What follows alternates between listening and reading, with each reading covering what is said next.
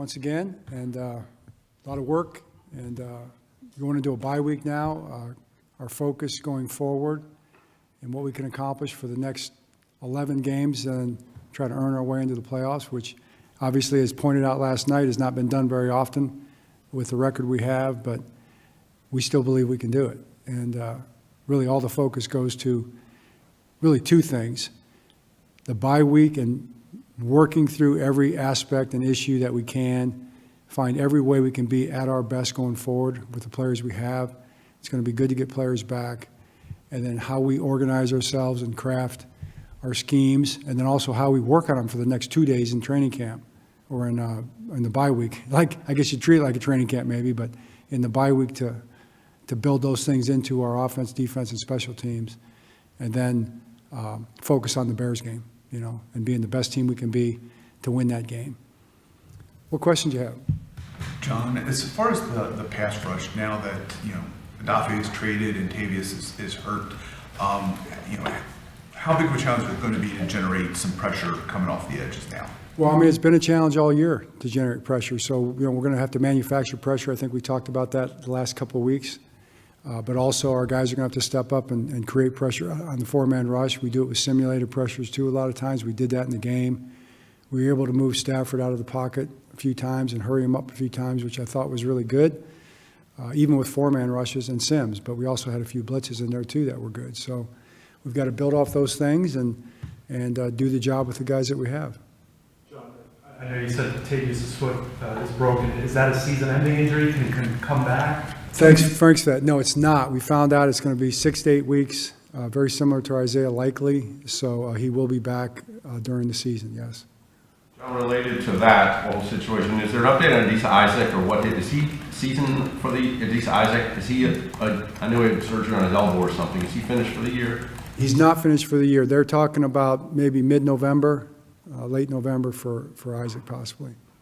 So, Coach, the schedule for the bye week is the guys will remain around for a couple of days and then you'll set them free. Is that different, or is that standard from past years? It's been different years. We're going to be practicing. It's an early bye week this year, but we'll be going Tuesday and Wednesday with practice. We'll also be doing our studies all through the weeks, coaches, and working really hard.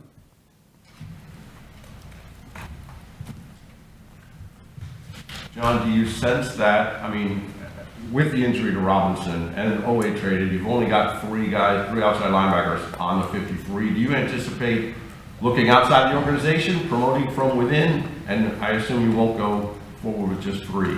Yeah, all the above, I would say. We have a couple guys that we like on the practice squad right now that are doing really well. So I wouldn't mind giving those guys a shot, one of those guys at least.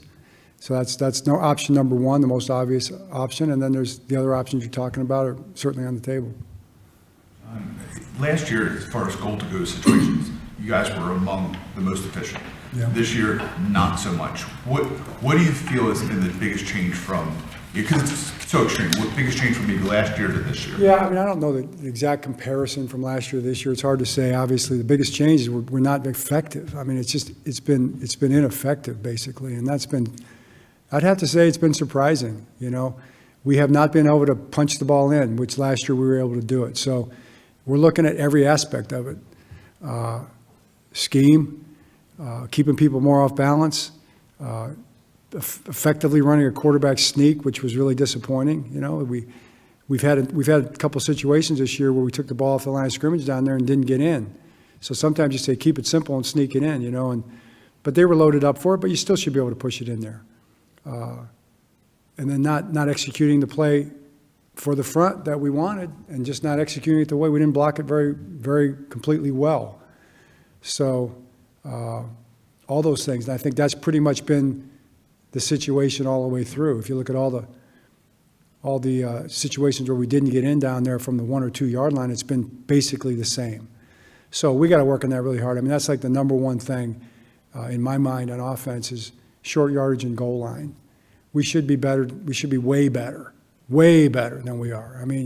We've never struggled in those areas, and I don't really understand why we are. I do. I look at the plays, but you want to step back and say, why is this happening? We're just not getting the job done, So If we want to be the kind of team that we have, if we want to have a chance, we got to get that fixed.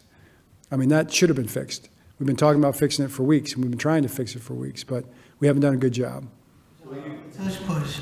I know you had mentioned you guys not getting the push up front that you felt like you needed to make that play successful, but I'm just curious, what goes into why Mark Andrews as that guy as opposed to, like, I guess a guy like Derrick Henry in that spot? Derrick Henry under there? No, Mark, the guy, he's a good ball handler. He's been doing it. I mean, Mark versus Derrick, you know, I think Mark is a guy we like Mark doing it. You know, he's a good ball handler and he's had experience doing it. Derrick, that I know of, has never taken a snap under center. You know, so we'd have to teach him how to do that. Why Derrick over Mark? You know, why would that be better?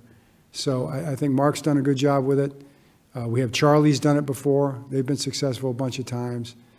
Derrick, I don't know where that idea comes from, but that wouldn't be a thought. No, that would not be a thought. That's not something we thought about doing. See you moving forward with you'll continue to utilize the tush push, but Yeah. might you try it with a different twist? Well, at we all? did it later in the game when we got on 3rd and 1.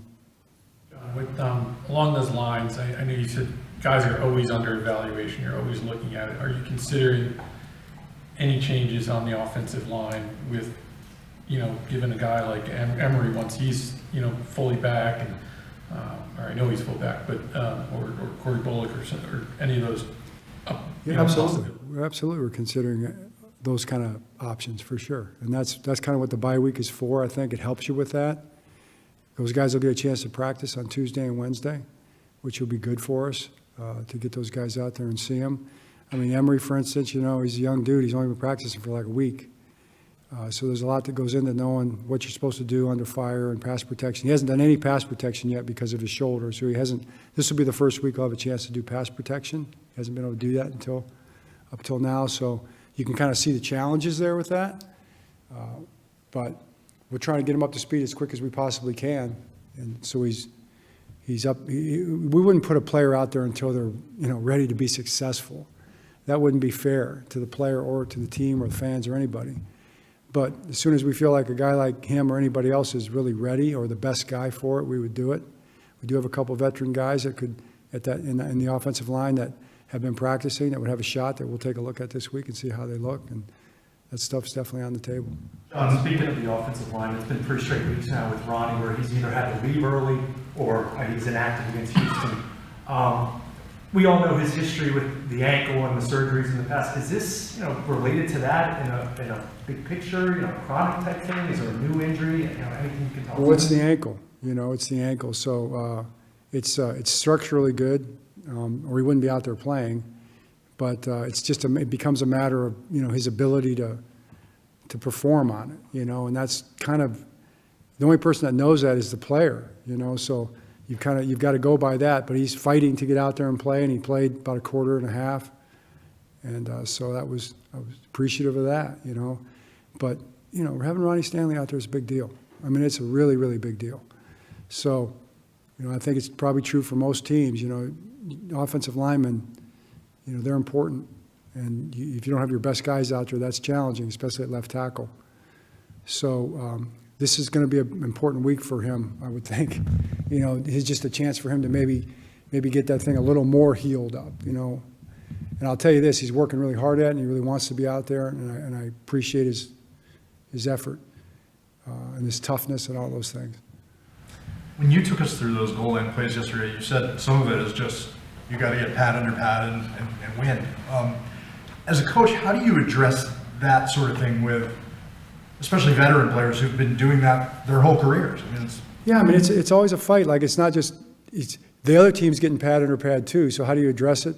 You know, they were stacked up to stop that play because we didn't really have an option off of the play. So I give them credit for that. So it was definitely running the play uphill. So you know, we acknowledge that. If you check, stop, get out of the play, whatever you want to do, you can do that. But we still thought we could get it there. We felt like we could move it, you know, half a yard to a yard. And we just decided we were going to try to run it in. And, you know, that it didn't work. So we got to rethink it. We really have to rethink it. We're disappointed it didn't happen. I mean, to me, the game turned right there. Then it turned the start of the second half. you know, if you turn the ball over, and the next thing you know, it's 14 points, just like that. So that's the biggest thing to me. That's where it turned. So if you look at that game, we played a really good football game in a lot of ways. I mean, I think our defense played well across the board. Our offense really played well. We had over 80 plays. You know, we've been struggling. We talked about getting plays. We had what, 50 plays average? You know, we have over 80 plays against a really good defense.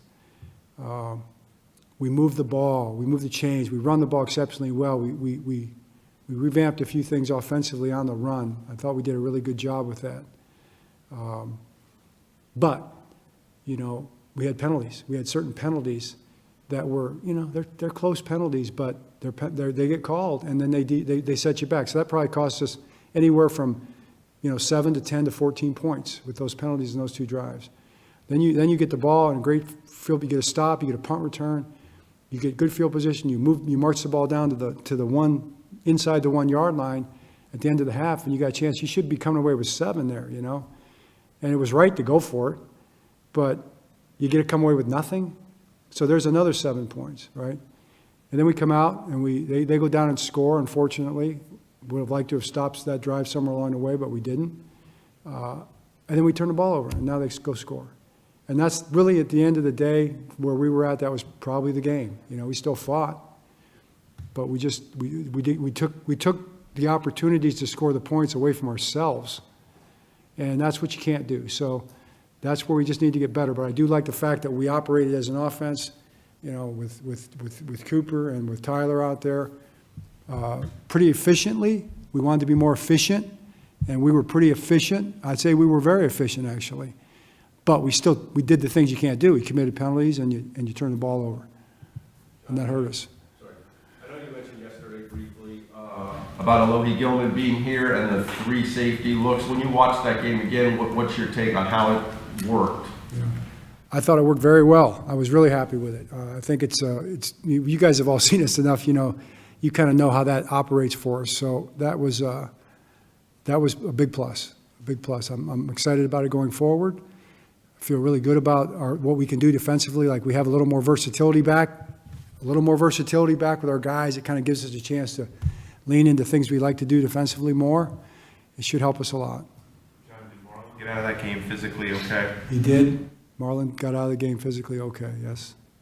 John, you talk about believing that you can still make the playoffs, and how much does Lamar's potential return? I guess how much are you guys kind of looking at that to sort of bring? Well, I'm leaning into that pretty hard. How much are we leaning into? I'm sorry, go ahead. I'll restate. It's like psychologically, I guess, how much are you hoping that can sort of jumpstart your team? Psychologically, how much am I leaning into Lamar coming back and playing? Yeah, I'd have to, if I was on the couch with a psychiatrist right now, if I was spilling it, I would have to say I'm leaning really hard into that. Really hard, yeah. For any kind of psychological well-being, spiritual well-being, I'm leaning hard on that happening. So I'm very hopeful that happens. Behind the decision to deactivate Peebles and kind of go short along the interior defensive line while leaving Jair up. Oh, leaving Zaire up? Well, Going with Alexander active, he didn't play any snaps, and then but deactivating Peebles. yeah. I think you just kind of feel like you go with the guys that give you the best chance, and I think we felt like we kind of we needed maybe Jair, possibly. Somebody gets nicked up, we needed the corner. You had to have the corner against these guys, and I felt like we could get by with our fronts with 4 defensive linemen. Really, I mean, it's a 3 wide receiver offense. They put 2 tight ends in there sometimes. You know, they'll go 12 a little bit, but it's not really what they do. So you didn't really feel like you felt like you could live with 1 less D lineman. Plus, you know, now Tavius got hurt, but you can kick him down inside. And Peebles is really not really a run-stopping D lineman anyway. So if you're going to go with another D lineman, you'd want to go with a bigger guy anyway, because Tavius can rush inside as well, and all of our defensive ends can go inside and rush. So we just felt like the corner gave us a little more if somebody got hurt. You guys obviously added Okoye to the roster with the various machinations. Has he impressed you over the last couple of weeks and sort of shown that he really can be a player in this league now as opposed to in some easy future? I think he's come a long way, Giles. He's come a long way. I mean, to see him where he's at right now compared to where he was when he got here is just unbelievable. It's night and day. He's really done a great job. I got to give him credit. I got to give Coach Dennis Johnson credit. Done a great job with him. For him to be playing, really good, solid football in there, good run defense, and getting some pocket push too, is pretty impressive. And John Jenkins has done a really nice job. You got to give Herb a hand for the job he's done in there. I mean, Travis had a really good game. I just think all those guys played really well, and we can bring back on the practice squad some guys, for defensive line, or bring some guys up or whatever. We can still use those guys, but I think for him coming through for us the way he did has been kind of a real blessing. It's not something we really expected to have happen. We touched on turnovers a little bit, but now I think 3 last time, three on Sunday. I know every turnover you can go through and judge it each way, but just in general, I mean, is there a way to try to limit it? Is it just going over film? Do you find it's more physical or mental mistakes in happening, or what's your take on it? I think it's more physical. I mean, to me, it's like it couldn't be more emphasized in practice or games. It just couldn't be, But we're going to have to find a way to make it more important because it's happening too much. I mean, you can't win by turning the ball over. You can't win by not getting turnovers, and we haven't gotten turnovers. You want to look at why the record is the way it is. Start with that. I mean, that's the main thing, and we knew that. And we knew that coming out of the season last year, and that's why we made such a big, important emphasis on it. So we just have to get there as a team. Like when we find ourselves that way, when we are able to protect the football, especially like we've never been a team that fumbles a lot. We've had fumbles, but we've never been a fumbling team. Now all of a sudden we fumble. That's surprising, but it's happening way too much. So it's got to stop, and that's the responsibility of everybody. But it's mainly the responsibility of the person who has the ball in their hands. And they all know that, and they're very conscientious. So it's got to get done. You mentioned that you guys aren't really a team that fumbles a lot. Obviously, Derek's not a guy who fumbles a lot. When people who already know the technique, is it more mental, and how do you address the mentality part of the turnovers in critical situations? It's a hard thing to judge because there's no way to know the answer to that. It's a great question, but there's no way to know what degree it is. It's just you coach the result. You coach the technique of it. You coach the mental part of it in terms of being conscious about it. Being very conscientious about it, which they are. But you got to think about it in battle. Like if you watch Derek in this last game, he did a great job. He was running that ball hard. He was getting hit from every different direction. And the ball was completely secure in there, and I think he did a great job. So there's an example of, success with that. So that's just something everybody's got to be 100% completely and fully locked in on, which is protecting the football. Can you demonstrate the Raven Claw? Is that how you hold the ball? Yeah, I mean the Raven Claw is there's 5 points of contact on the football. Your hand is always going to be above your elbow, and your elbow is going to be tucked. And then the Raven Claw is to lock it in like this over the top when you're in traffic. So that's what we teach. So that ball's not coming out. Usually when the ball comes out is when guys are in awkward situations, if you study it. A lot of the balls get punched out when guys are going to the ground forward, and the bottom elbow gets away from the body, and they go down to hit the ground, and the ball gets punched out because it's not tight. So it happened to our punt returner in this last game. Or when a guy's making a cut, he's moving, and the ball comes off the body just a little bit, and the timing of the punch happens at that point in time. So if you watch most turnovers, it's kind of those kind of situations. John, now that he's practiced a few days, is it still your thought that Patrick Ricard is trending toward playing against Chicago? I don't know. It's the way it works. The way the injury is it's pretty much recovered from that kind of a standpoint. It's just a matter of him being comfortable with his level of strength and his ability to perform. I mean, it's him being able to get out there and push himself through practice and feel like it's going to stay healthy, feel like he can move and run, change direction and power into people. I mean, it's really up to him. I mean, the only thing we can do is ask him how he's doing, how he's feeling, and if he can push himself to do more or not, because it's his calf, So that's all we can do right now. So I can't really make any promises. John, whenever you have a team that's struggling like this, wasn't expecting to struggle like this, people will ask about leadership, coaches and players, but from your experience looking at player leadership, how has that been these last few weeks? You guys holding each other accountable, et cetera, and moving forward as you come out of the bye and knowing what kind of run you have to go on, what do you want to see from player leadership to achieve that? Well, it's definitely really important. I mean, I think you're exactly right to point that out. That's got to be a critical thing. It's something that we work on all the time. You know, it's I believe in our guys. You know, I really like our guys. I have great respect for our guys. I think our guys are really special people, you know. And I think if you looked at every one of those guys that you're talking about, the veteran leaders, that, you know, you could see why I would say that. And so, but working on that, because when you face adversity like this, you know, in football, just like in life, we say all the time, but it's true, and that's why you ask the question, because, you know, we all live our lives. It's something you have to really be intentional about, you know, and you have to talk to people about and ask them how they're doing and see what they're thinking and what they can do, what they think they can do, what they think needs to be done, what the best ways to say things or to approach things, and try to help with that as much as you can, you know, when you're in this kind of position. So that's what I try to do. I think it's really important to try to do that. So I feel like we're going to get great veteran leadership. I believe that. And we're going to have to your point. I mean, that's going to be, nothing's going to be more important than that.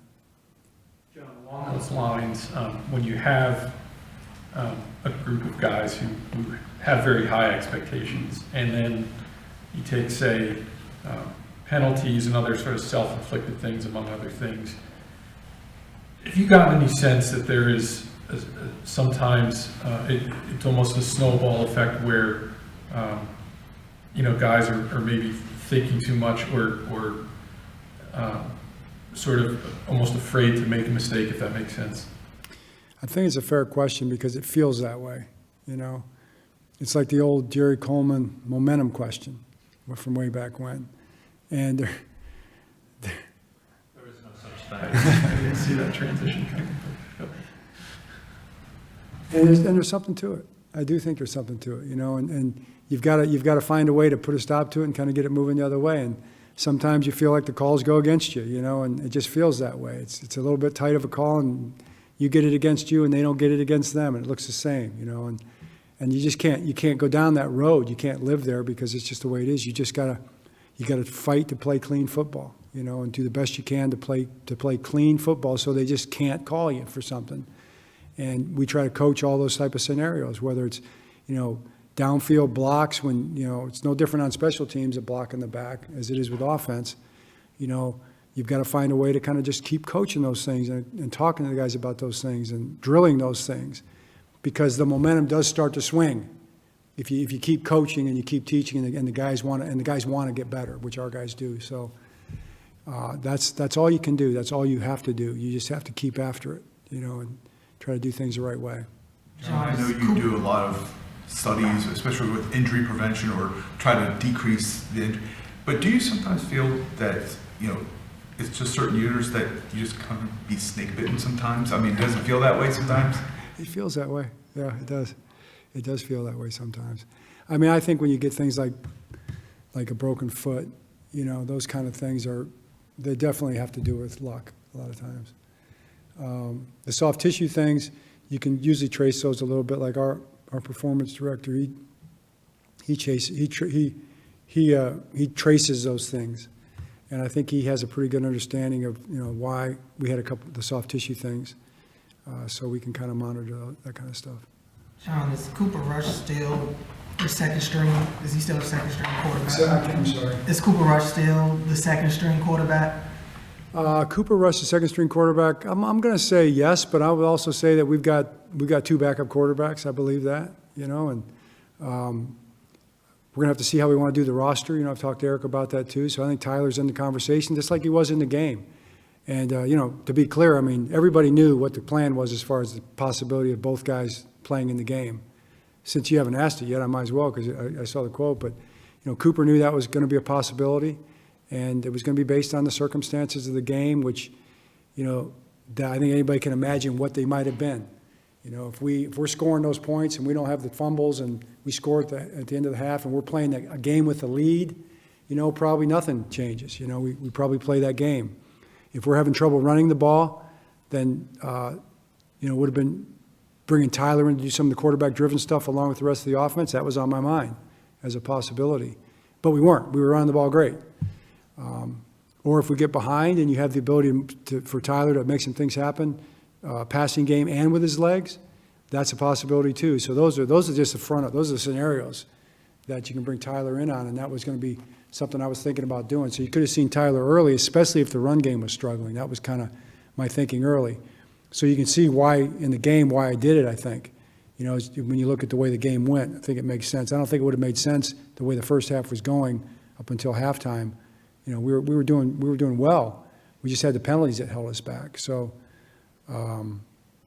that's how it went, and both quarterbacks were 100% fully aware of that. And do you have, Mike Tomlin seemed kind of miffed about the Flacco trade today, and he said it publicly. Did that resonate with you? Do you have any issue with maybe making interdivision trade at a position like quarterback?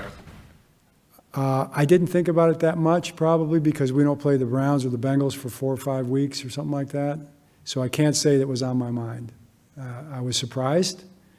I will say that. I was surprised, like, wow, you know, Joe's going to the Bengals. You know, that would be about as much as I would say I thought about it. A lot of questions about how other coaches and your players are holding up. But how about you? I mean, you haven't been through something like this in about 10 years. And I'm sure you hear some of the fans' frustration and all that. I'm sure you share that frustration. So how's it been going for you trying to deal with this with the expectations coming into the season? Right. Thanks for asking that. I appreciate it. It's been just tested. It's been a test. You know, it's been a test of faith.